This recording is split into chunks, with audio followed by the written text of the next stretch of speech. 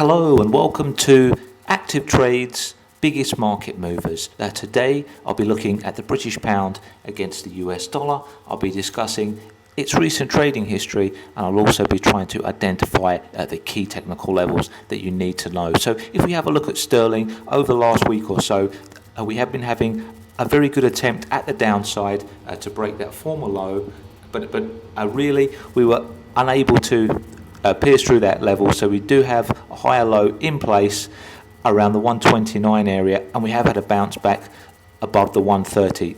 Currently this morning we've made a new daily high around the 130.55 level. We've just backed off somewhat, and it may be now time for sterling to have a few more technical attempts around the 130 area, and then it may start to push up. If we have a look at what's been happening to sterling on Fridays, it's really been getting hit hard. Anybody who's been watching it over the last couple of weeks, we've seen towards the end of the week that this currency has really been getting hit hard towards those last days of the week. And if that is now to change and we do start to pull up, then we may see a new dynamic in this currency pair if it does start to make a medium-term bullish attempt here. If we have a look at the key technical levels that you really need to know on this currency, I think first of all the psychological 130 is important, because if we are able to stay above there, that of course gives the bulls some encouragement. After that, it's really challenging those daily highs set today. If we can push higher past that 130.50 level, then that may give the bulls the confidence